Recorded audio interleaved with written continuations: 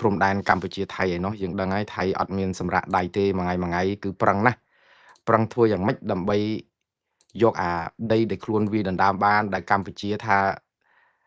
នៅត្រង់ណានៅត្រង់ហ្នឹងសិនហ្នឹងគឺថៃចាប់ផ្ដើមនាំគ្នាធ្វើឲ្យអាទីតាំងដែលខ្លួនឯងវាដណ្ដើមបានហើយបានមានការព្រមព្រៀងគ្នាជាមួយកម្ពុជាថានៅណានៅហ្នឹងផងនោះ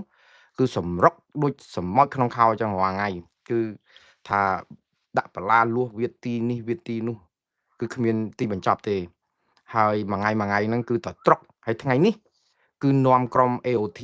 របស់ថៃបាទបានន័យថាជាក្រុមអ្នកសង្កេតការណ៍កម្រិតអាស៊ានរបស់ថៃតែម្ដងចុះទៅដល់ប្រាសាទខ្នារបស់កម្ពុជា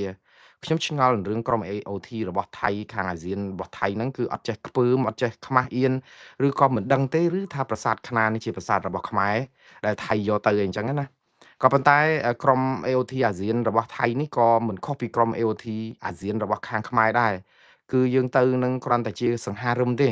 បានន័យថាគ្រាន់តែបង្ក្រប់កិច្ចឲ្យត្រូវតាមអ្វីដែលមាននៅក្នុងស្មារតីនៃសេចក្តីប្រកាសរួមរបស់កម្ពុជានិងថៃកាលពីថ្ងៃទី27ខែធ្នូឆ្នាំ2026 ដែលថាអ្នកណានៅណានៅហ្នឹងហើយកុំឲ្យដាក់ទ័ពថែមកុំឲ្យកើនកម្លាំងកើនអីចឹងមើលទៅឲ្យរក្សាតែអាស្ថានភាពដើមហ្នឹងឲ្យនៅដដែលចង់និយាយស្ថានភាពក្រោយបត់ឈប់បាញ់ក៏ប៉ុន្តែអ្វីដែលយើងមិនដែលឃើញរបាយការណ៍របស់ក្រុម AOT ទាំងថៃទាំងខ្មែរសោះហ្នឹងគឺថាទៅហ្នឹងបានអីគេខ្លះថៃឈ្លានពានអីគេខ្លះអំពាវនាវអីគេខ្លះហើយបរាជ័យដ៏ធំរបស់ក្រុមសង្កេតការណ៍អាស៊ាននេះគឺការដែលមិនបង្កើតបានជាក្រុមសង្កេតការណ៍អាស៊ានរួមយើងឆ្លោះគ្នា2នាក់ម្នាក់ទៅខាងថៃទៅសង្កេតការណ៍ខាងថៃខ្មែរសង្កេតការណ៍ខាងខ្មែរអាស៊ានក៏ពិតមែនដែរប៉ុន្តែវាធ្វើការមួយខាងម្នាក់ដែលមែនតែនទៅវាគួរតែមានក្រុមចម្រុះអ្នកសង្កេតការណ៍អាស៊ានរួមដែលមានទាំងថៃមានទាំងខ្មែរមានទាំងប្រទេសទាំងអស់នៅក្នុងតំបន់អាស៊ានហ្នឹងហើយអាចនឹងចូលស្ថាប័នអង្គការសហប្រជាជាតិឬក៏ភាគីដទៃណាឯករាជ្យណាទៀតចូលហើយទៅពិនិត្យមើលហើយសរសេររបាយការណ៍ហើយជជែកគ្នាអាហ្នឹងបានដឹងថាវាខុសត្រូវនេះអត់ទៅឲ្យតែគ្រប់កិច្ចហើយទៅពេលទៅអាសកម្មភាពបំផ្លាញហ្នឹងគឺបំពេញហ្នឹងគឺឃើញកើតកក្រើកទៀតឥឡូវនេះគឺថ្ងៃនេះគឺយើងឃើញហើយទាហានថៃក្រោយពីក្រុម AOT ថៃហ្នឹងគេចុះទៅដល់ប្រាសាទខ្នាទៅដាំដើមឈើទៅមើលទីតាំងអីហ្នឹងដែលប្រាសាទខ្នាមែនតើទៅវាជាប្រាសាទរបស់ខ្មែរតាំងពីយូរលង់ណាស់មកហើយនៅក្នុងផែនទីខ្នាតលើ100 1 លើ 200,000ក៏របស់ខ្មែរមន្ត្រីខ្មែរកិច្ចការព្រំដែនលោកអ៊ិតសុថានោះបញ្យលម្សិលមិញហ្នឹងថាផែនទីខ្នាតរបស់ថៃដែលគូដោយដៃឯកតោភាគីហ្នឹងក៏អាប្រាសាទហ្នឹងក៏នៅក្នុងដីខ្មែរទៅទៀតហើយទៅថ្ងៃនេះអស់ពីឈូសឆាយឬក៏អស់ពីចុះទៅប្រាសាទខ្នាហ្នឹងគឺក្រុមទាហានថៃឈូសឆាយផ្លូវក្នុងដីខ្មែរនៅភ្នំ745ក្នុងតំបន់មុំ3ខេត្តព្រះវិហារអាហ្នឹងម្សិលមិញនិយាយទៅគឺពួកខាងទាហានថៃហ្នឹងគឺអត់នៅដៃនៅស្ងៀមទេហើយបន្តទៅទៀតគឺឈូសឆាយធ្វើផ្លូវនៅភ្នំខ្មោចនៅប្រាសាទព្រះវិហារនោះទៀតហើយមានអាការបោះឬដាក់លុះបន្លាដាក់អីចូលដល់បង្គោលព្រំដែនលេខ26ឯណានោះទៀតចេះតែមានទៀតហើយអ្វីដែលគួរឲ្យកត់សម្គាល់គឺកម្ពុជាពិតជាបានធ្វើកិច្ចការរបស់ខ្លួនមិនចោលមែនហើយម្សិលមិញយើងដឹងហើយម្សិលមួយថ្ងៃនោះតាមពិតទៅតើនិយាយទៅសេចក្តីថ្លែងការណ៍ថ្កោលទោសនឹងតវ៉ារបស់ក្រសួងការបរទេសទៅសេលែងតាន់ហើយហ្នឹងបងប្អូន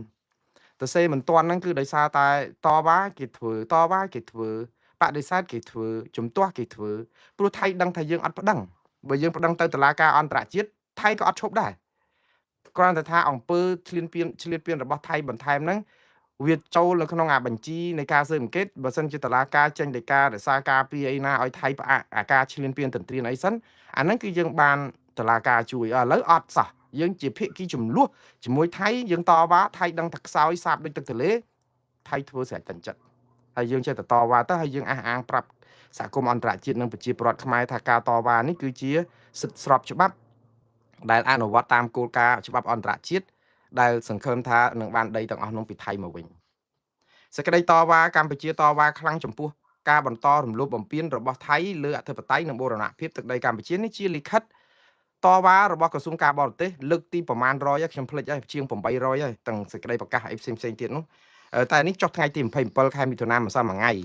ហើយថ្ងៃ27ហ្នឹងគឺគាត់និយាយថាពីថ្ងៃ23ដល់ថ្ងៃចាប់ពីថ្ងៃ23ខែវិច្ឆិកាមកហ្នឹងគឺសំទោសមិថុនាមកហ្នឹងទាហានថៃកម្លាំងប្រដាប់អាវុធថៃធ្វើសកម្មភាពកាប់ឆ្ការព្រៃនិងរីបន្លាលួសនៅតំបន់បង្គោលព្រំដែនលេខ26ដោយបានបន្តរុលចូលមកក្នុងដីខ្មែរបន្ថែមទៀត សកម្មភាពនេះរំលោភលើមាត្រា5នៃអនុសារណៈនៃការយោគយល់គ្នាឆ្នាំ2000ផងនិងស្ដីពីរំលោភទៅកិច្ចព្រមព្រៀងឬក៏សេចក្តីប្រកាសរួមថ្ងៃ27ខែធ្នូឆ្នាំ2025ផងខ្ញុំឆ្ងល់ថាហេតុអីបានជាកម្ពុជាយើងបាត់សិទ្ធិនៅក្នុងសិទ្ធិស្វ័យការពារខ្លួនឯងនៅពេលដែលថៃឈ្លានពានក្រោយបាត់ឈប់បាញ់នេះខ្ញុំកំពុងតែឆ្ងល់កន្លែងហ្នឹងឆ្ងល់រពធហ្មងតើហេតុអីបានជាកម្ពុជាបាត់សិទ្ធិរុញថៃទៅវិញខ្ញុំកំពុងតែអត់ឆ្ងល់អត់យល់ព្រោះអីនៅពេលដែលថៃយើងមានបាត់ឈប់បាញ់យើងអត់អាចទៅតវ៉ាអីបានចង់និយាយថាថៃគេធ្វើអីនៅក្នុងដែនក្រិតក្រមនៃបាត់ឈប់បាញ់ដែលមានទីតាំងដែលព្រមអ្នកណានៅណានៅហ្នឹងអាហ្នឹងយើងដឹងហើយថាយើងទៅតតាំងគេវាមិនបានទេគាត់ហាមគេកុំឲ្យឈូសឆាយកុំឲ្យជីកត្រង់សេកុំឲ្យដាក់រូបប្រពុតកុំឲ្យកែហេដ្ឋារចនាសម្ព័ន្ធលក្ខនឹងលក្ខហ្នឹងចិត្តថាទៅយើងកោកសឹកមាត់តដោកឆ្អែតតពុះកបីហ្នឹងឯងក៏ប៉ុន្តែនៅពេលដែលក្រោយនេះនៅក្រោយថៃដែលចង់និយាយថាមានបត់ឈប់បាញ់ហើយហ្នឹងព្រមព្រៀងគ្នាអស់ហើយឥឡូវរំលោភក្រោយហ្នឹងរហូតនេះរួចទៅយើងអត់អាចនឹងរុញបលាលួសគេបានយើងអត់អាចនឹងតតាំងអីគេបានហើយយើងនៅអំពាវនាវអង្វរថៃអត់ព្រមប្តឹងទៅតុលាការយុត្តិធម៌អន្តរជាតិឬព្រមតនអន្តរជាតិទេខ្ញុំអត់ដឹងថាយើងគិតអីដែរកន្លែងហ្នឹងមួយគឺខ្ញុំចេះច្បាប់មិនដល់បញ្ញវន្តកបីបណ្ឌិតអ្នកច្បាប់នៅស្រុកខ្មែរឬក៏ខ្ញុំមិនដឹងថាតើនេះជាវិធីសាស្ត្រអីដែលក្នុងការអនុវត្តក្នុងការដោះស្រាយបញ្ហាដ៏ចម្លែករបស់យើងសោះព្រោះអីយើងនៅស្រុកខ្មែរនេះកុំថាឡើយដល់រំលោភដែនអធិបតេយ្យសូម្បីតែនិយាយមតិរិះគន់អីធម្មតាចាប់ដាក់គុកងើបមួយវាយមួយអស់ហើយហ្នឹង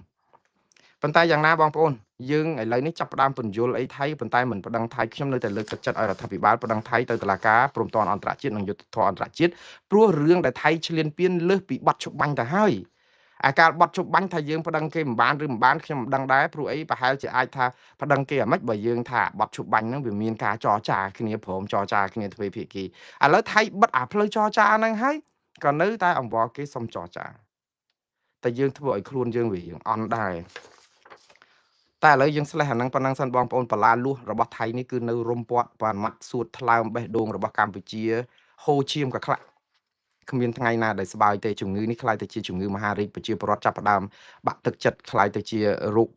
បាក់ទឹកចិត្តទៅទៀតយូរទៅលែងចង់មើលព័ត៌មាននៅក្នុងបណ្ដាញសង្គមហើយព្រោះអី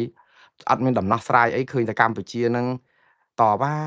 ជំទាស់បដិសេធតវ៉ាជំទាស់បដិសេធជូនដំណឹងស្នើឲ្យដកតវ៉ាជំទាស់បដិសេធជូនដំណឹងស្នើឲ្យដកប៉ុន្តែអត់ប្តឹងគេទៅតុលាការយុត្តិធម៌អន្តរជាតិនិងព្រំប្រទានអន្តរជាតិឬក៏យ៉ាងហោចណាស់ក៏ប្រើយន្តការកិច្ចព្រមព្រៀងសន្តិភាពទីក្រុងប៉ារីដើម្បីឲ្យថៃដែលជាម្ចាស់ហត្ថលេខីនៃកិច្ចព្រមព្រៀងនេះដែលប្រាប់ថាមិនរំលោភដែនអធិបតេយ្យរបស់រដ្ឋ